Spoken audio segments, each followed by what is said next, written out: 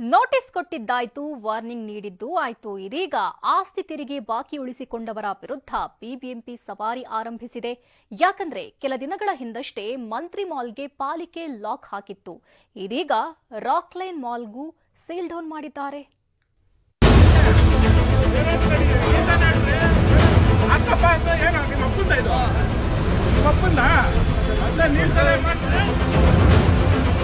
ಪಾಲಿಕೆ ಅಧಿಕಾರಿಗಳ ದಂಡೆ ಹಾಜರಿತ್ತು. ಪೊಲೀಸ್ ಪಡೆ ಬೆನ್ನಿಗೆ ನಿಂತಿತ್ತು. ಯಾರು ಎಷ್ಟೇ ಎಗರಾಡಿದ್ರೂ ಕಿವಿಗೊಡಲಿಲ್ಲ, ಕೂಗಾಡಿದ್ರೂ ಕ್ಯಾರೆ ಎನ್ನಲಿಲ್ಲ.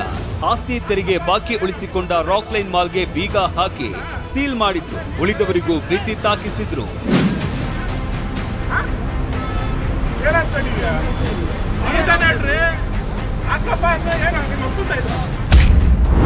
2 ವರ್ಷದಿಂದ 11.56 ಕೋಟಿ ಆಸ್ತಿ ತೆರಿಗೆ ಬಾಕಿ.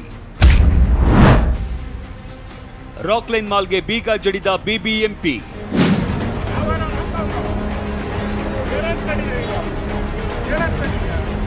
ಆಸ್ತಿ ತೆರಿಗೆ ಸಂಗ್ರಹಕ್ಕೆ ಬಿಬಿಎಂಪಿ ಬೇಟೆ ಶುರು ಮಾಡಿದೆ. ಮಂತ್ರಿ ಮಾಲ್ಗೆ ಬೀಗ ಹಾಕಿ ಚುರುಕು ಮುಟ್ಟಿಸಿದ್ದ ಅಧಿಕಾರಿಗಳು ಈಗ ರಾಕ್ಲೈನ್ ಮಾಲ್ಗೆ ಶಾಕ್ ನೀಡಿದ್ದಾರೆ. ಟಿ ದಾಸರಹಳ್ಳಿಯಲ್ಲಿ ಇರುವ ರಾಕ್ಲೈನ್ ಮಾಲ್ಗೆ ಬೀಗ ಹಾಕಿ ಸೀಲ್ ಮಾಡಿದ್ದಾರೆ.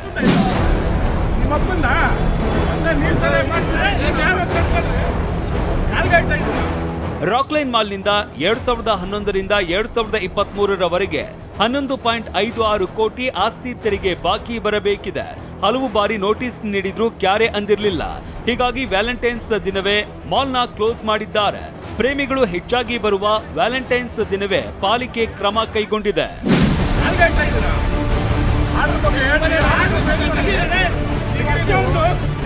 ಅಧಿಕಾರಿಗಳು ಮಾಲ್ ಬಳಿ ಬರ್ತಾ ಇದ್ದಂತೆ ರಾಕ್ಲೈನ್ ಪುತ್ರ ಯತೀಶ್ ಪ್ರತ್ಯಕ್ಷವಾಗಿದ್ರು. ಆಫೀಸರ್ಸ್ಗೆ ಆವಾಜ್ ಹಾಕಿದ್ರು.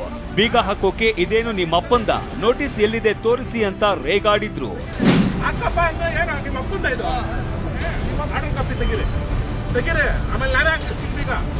ಇನ್ನು ಪಾಲಿಕೆ ನಡೆಗೆ ಮಾಲ್ ಮ್ಯಾನೇಜರ್ ಕೂಡ ವಿರೋಧ ವ್ಯಕ್ತಪಡಿಸಿದ್ರು. ರಾತ್ರಿ ಬಂದವರು ನೋಟಿಸ್ ತೋರಿಸಿ ವಾಪಸ್ ಹೋದ್ರು ಅಷ್ಟೇ ಅಂತ ಕಿಡಿಕಾರಿದ್ರು.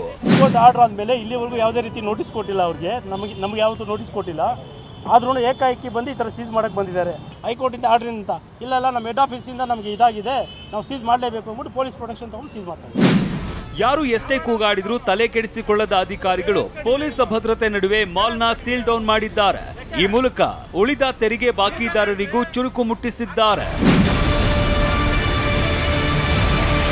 ಮೂರ್ತಿ ಜೊತೆ ಶಾಂತಮೂರ್ತಿ, ಟಿವಿ9 ಬೆಂಗಳೂರು.